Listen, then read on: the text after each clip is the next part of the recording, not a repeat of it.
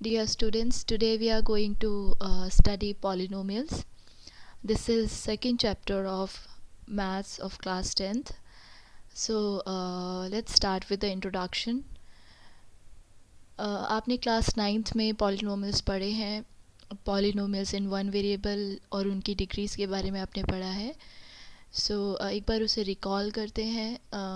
Basically polynomial algebraic expressions होते हैं जो आपने अपनी प्रीवियस क्लासेस में भी पढ़ा था. और अलजेब्रा मैथ्स की वो ब्रांच है जिसमें हम लेटर्स का यूज़ करते हैं प्रॉब्लम्स को सॉल्व करने के लिए. सो पॉलिनोमियल जो चैप्टर है इसमें आपको पढ़ना पॉलिनोमियल्स के बारे में, उनकी पावर्स के बारे में, डिग्रीज़ के बारे में और किस तरह से उन्हें सॉल्व करते हैं, उनकी ज़ीरोज़ कैसे फाइंड आउट करते हैं और डिवीज़न कैसे करते हैं पॉलिनोमियल्स का, वो सब कुछ आप सीखोगे. तो स्टार्टिंग करते हैं. पॉलिनोमियल्स की डिग्री की अगर हम बात करें कि किसी भी पॉलिनोमियल की डिग्री क्या होती है. सो पॉलिनोमियल की डिग्री उस पॉलिनोमियल में जो x की पावर होती है. सपोज़ आपका पॉलिनोमियल x की फॉर्म में है, x वेरिएबल है उसमें, तो जो x की हाईएस्ट पावर होगी उस पॉलिनोमियल में वो ही आपके पॉलिनोमियल की डिग्री होगी. ठीक है. जैसे कि एग्जाम्पल है 4x + 2. तो इसमें x की जो हाईएस्ट पावर है वो है 1, तो इस पॉलिनोमियल की डिग्री होगी 1. ठीक है. एक और एग्जाम्पल है यहाँ पर 2y² - 3y + 4. इसमें y की दो पावर्स दी हुई हैं, y की पावर 1 और एक y की पावर 2, y² और y. तो इसमें हाईएस्ट डिग्री है 2. सो ये हो जाएगा आपका, इस पॉलिनोमियल की डिग्री हो जाएगी 2. ठीक है. तो इस तरीके से हम किसी भी पॉलिनोमियल की डिग्री निकाल सकते हैं. पॉलिनोमियल की डिग्री उस पॉलिनोमियल में जो वेरिएबल है उसकी हाईएस्ट पावर होती है. तो बहुत सारे एक्सप्रेशंस यहाँ पर हैं जिसमें आप देख सकते हो कि पॉलिनोमियल्स यहाँ पर बहुत सारे दिए हुए हैं और कुछ ऐसे एक्सप्रेशंस भी दिए हुए हैं जो पॉलिनोमियल्स नहीं हैं. तो आप पहले पढ़ चुके हो, 9th क्लास में आप ये चीज़ देख चुके हो कि किस तरीके से हम पता लगाते हैं कि कोई एक्सप्रेशन जो हमें दिया हुआ है वो पॉलिनोमियल है या नहीं है. जैसे x की पावर फ्रैक्शन में नहीं होनी चाहिए, नेगेटिव नहीं होनी चाहिए किसी भी पॉलिनोमियल में. तो इससे आप चेक कर सकते हो कि आपका एक्सप्रेशन जो गिवन एक्सप्रेशन है वो पॉलिनोमियल है या नहीं है. अब बात करते हैं type of polynomials. So according to the degree of the polynomial, polynomials can be categorised into 3 main types of polynomial as per your syllabus. So सबसे पहले जो पॉलिनोमियल होते हैं जिनकी डिग्री 1 होती है उनको हम कहते हैं लीनियर पॉलिनोमियल, जिसमें जो हाईएस्ट डिग्री होती है वो हाईएस्ट पावर जो होती है वेरिएबल की वो 1 होती है. ठीक है. जैसे बहुत सारे एग्जांपल्स यहाँ पर आप स्क्रीन पर देख पा रहे हो, ये सारे के सारे लीनियर पॉलिनोमियल हैं. ओके. चलिए अगर हम बात करें यहाँ पे कुछ और एग्जांपल्स भी इन्होंने दिखाए हुए हैं कि ये लीनियर पॉलिनोमियल नहीं है. क्यों नहीं है इसका रीज़न आप देख सकते हो. जैसे फर्स्ट वन है, इसमें लीनियर पॉलिनोमियल क्यों नहीं है, क्योंकि डिग्री 2 है, हाईएस्ट पावर 2 है. तो बेसिकली ये डेफिनेशन है लीनियर पॉलिनोमियल्स की और कुछ एग्जांपल्स थे. बात करते हैं क्वाड्रेटिक पॉलिनोमियल किन्हें कहते हैं. तो ऐसे पॉलिनोमियल जिनकी डिग्री 2 होती है उनको हम क्वाड्रेटिक पॉलिनोमियल कहते हैं. और क्वाड्रेटिक जो वर्ड है ये खुद एक वर्ड से, क्वाड्रेट एक वर्ड होता है उससे डिराइव हुआ है जिसका क्वाड्रेट का मीन होता है स्क्वायर. ठीक है. तो वहाँ से वर्ड बना है क्वाड्रेटिक, क्योंकि इसमें जो फर्स्ट टर्म होती है आपके पॉलिनोमियल की वो होती है स्क्वायर में. x², y², v², u², कुछ भी हो सकती है. ठीक है. तो ये सारे के सारे जो नीचे एग्जांपल्स आप देख रहे हो ये सब क्वाड्रेटिक पॉलिनोमियल्स के एग्जांपल्स हैं. अब बात करते हैं इनकी स्टैंडर्ड फॉर्म या जनरल फॉर्म. क्वाड्रेटिक पॉलिनोमियल को अगर आप स्टैंडर्ड फॉर्म में लिखो या अगर आपसे कोई कहे कि स्टैंडर्ड फॉर्म लिखकर दिखाइए, जनरल फॉर्म लिखकर दिखाइए क्वाड्रेटिक पॉलिनोमियल की, तो वो ये होगी ax² + bx + c. ठीक है. बहुत ईजी है लिखना. जहाँ पे ए बी सी क्या होते हैं, कोफिशिएंट्स होते हैं और रियल नंबर्स होते हैं. रियल नंबर्स आपने फर्स्ट चैप्टर में पढ़े हैं क्लास 10th के. ठीक है.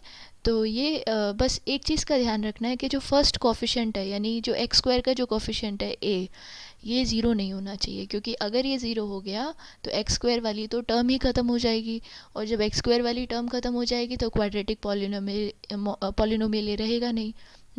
तो इसमें जो पावर 2 है वो ख़त्म हो जाएगी। तो इसलिए हम कभी भी a को 0 नहीं होने दे सकते हैं। नेक्स्ट पॉलिनोमियल है जिसकी डिग्री 3 होती है। ऐसे पॉलिनोमियल जिनकी डिग्री 3 होती है उनको हम क्यूबिक पॉलिनोमियल कहते हैं। कुछ एग्जांपल्स यहाँ पर दिए हुए हैं क्यूबिक पॉलिनोमियल के, आप देख सकते हो, जैसे 2 minus x cube, only x cube, root 2 x cube, है ना। ये सारे के सारे क्यूबिक पॉलिनोमियल्स के एग्जांपल हैं।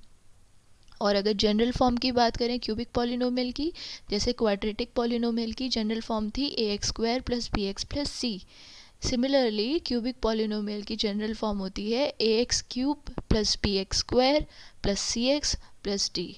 ठीक है, और इसे याद रखना भी बड़ा सिंपल है। देखो, सबसे पहले पावर 3, देन सेकेंड टर्म में 2, देन 1, देन टी।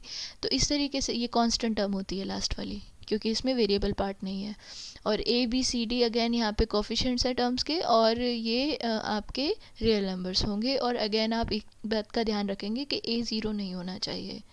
जो फर्स्ट कोफिशिएंट एक्स क्यूब का जो कोफिशिएंट है वो कभी भी 0 नहीं होना चाहिए यहाँ पर। तो अब इसके बाद बात करते हैं हम ज़ीरोज़ की। तो ज़ीरोज़ क्या होती हैं? पॉलिनोमियल, किसी भी पॉलिनोमियल की ज़ीरो क्या चीज़ होती है? तो इसके लिए आप एक एग्जांपल देखो यहाँ पर। सपोज़ हमारे पास एक पॉलिनोमियल ये है, p x is equal to x square minus 3x minus 4।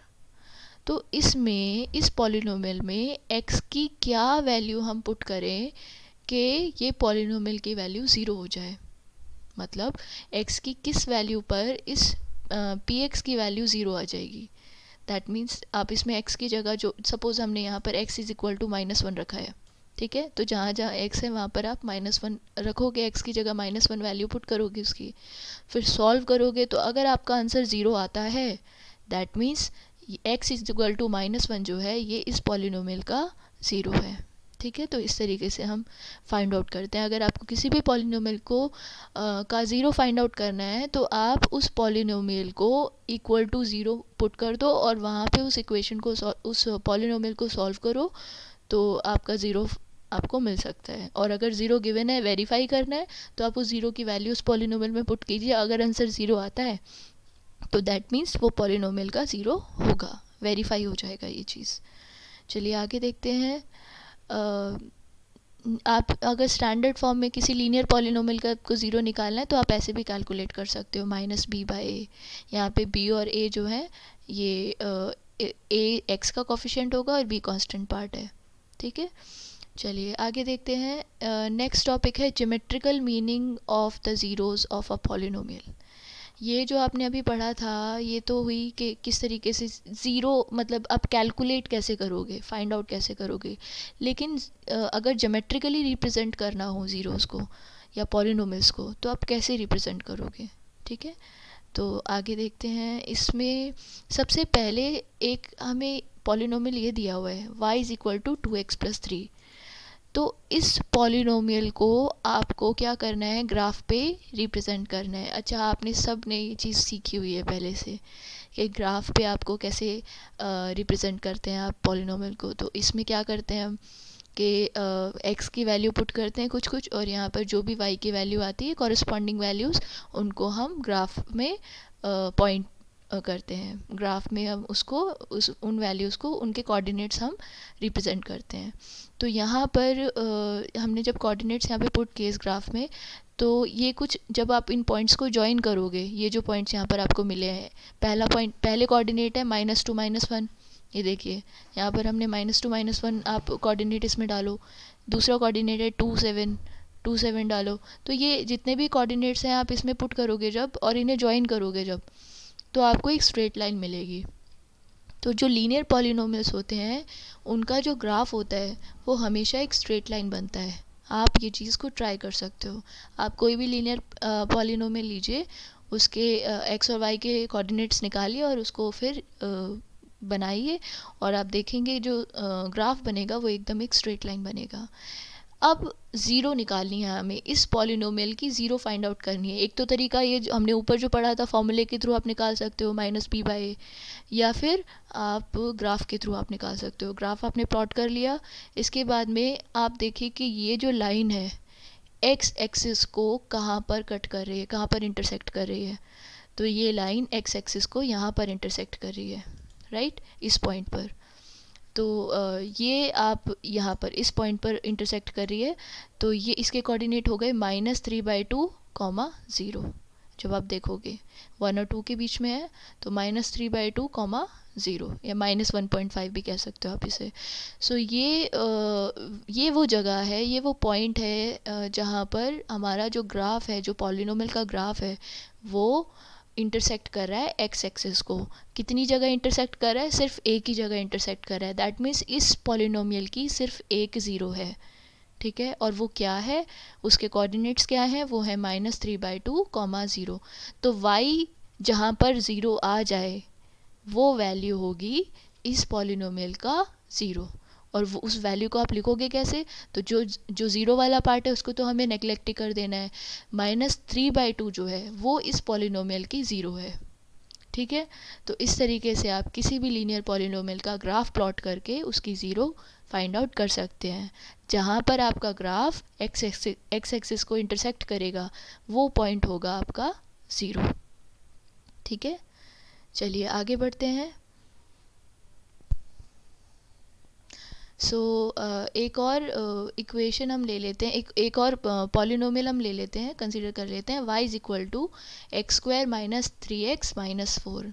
अब आप ध्यान से देखिए इसे, इसमें x की पावर जो हाईएस्ट डिग्री है, हाईएस्ट पावर है, वो है 2, यानी इस पॉलिनोमियल की डिग्री 2 है।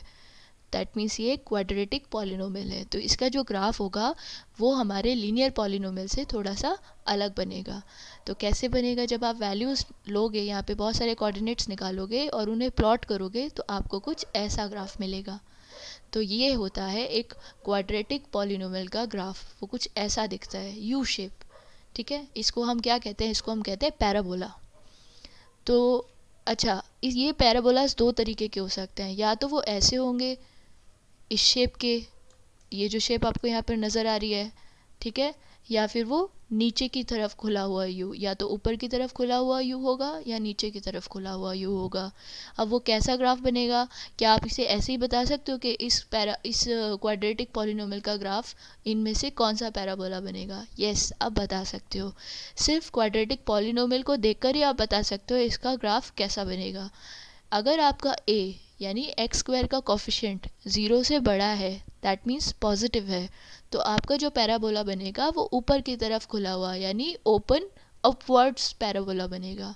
और अगर आपका a नेगेटिव होगा यानी कि <0 होगा, तो वो पैराबोला आपका ओपन डाउनवर्ड्स होगा, ठीक है। तो ये चीज़ आई होप आपको समझ में आ गई होगी कि हम कैसे बता सकते हैं, बिना ड्रॉ किए, बिना प्लॉट किए आप कैसे बता सकते हो कि कैसा पैराबोला बनेगा। और अगर आपको ज़ीरोज़ फाइंड आउट करनी है तो आपको ग्राफ प्लॉट करना पड़ेगा। और अगर आपको ऑलरेडी ग्राफ गिवन है और आपको बताना है कि इसमें कितनी ज़ीरोज़ हैं, तो आप आसानी से इसे देखकर बता सकते हो। यहाँ पर ये ग्राफ एक्स एक्सिस को 2 पॉइंट्स पे इंटरसेक्ट कर रहा है। दैट मीन्स इस पॉलिनोमियल की 2 ज़ीरोज़ हैं। कहाँ है? एक तो इस पॉइंट पर है और एक इस पॉइंट पर। तो इसके कोऑर्डिनेट्स अगर आप ध्यान से देखो तो वो होंगे 4, 0 और दूसरे हैं -1, 0। तो जैसे मैंने पहले बताया था, ज़ीरोज़ को कंसिडर नहीं कर रहे हैं, तो x की कौन सी वैल्यूज़ हैं इस पॉलिनोमियल की ज़ीरो? x = 4 और x = -1 इस पॉलिनोमियल की ज़ीरोज़ हैं, 2 ज़ीरोज़ हैं, ठीक है। चलिए आगे देखते हैं। ये दो और ग्राफ आपको दिए हुए हैं जहाँ पे आपको है केस 1 है बेसिकली। ये हम बहुत सारे केसेस की बात करेंगे अभी। तो ये केस 1 है। देखिए जैसे अभी मैंने बताया था आपको कि 2 तरीके से पैराबोलास बन सकते हैं। तो ये वो पैराबोला है जिसमें जो आपका a है वो पॉजिटिव रहा होगा, और ये वो क्वाड्रेटिक पॉलिनोमियल का पैराबोला है जिसमें a नेगेटिव रहा होगा, ठीक है। तो ये आप देख सकते हैं ध्यान से, इन दोनों में ही 2 ज़ीरोज़ हैं क्योंकि 2 जगह एक्स एक्सिस को ये इंटरसेक्ट कर रहे हैं, ठीक है।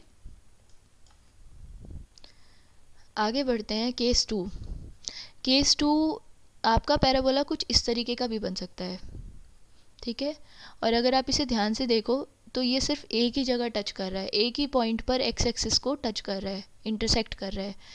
तो ये इसका मतलब ये हुआ कि इस क्वाड्रेटिक पॉलिनोमियल की सिर्फ एक ही ज़ीरो होगी, क्योंकि दो जगह इंटरसेक्ट तो नहीं कर रहा है। एक्स एक्सिस को आपको देखना है, वाई को नहीं देखना है, ठीक है।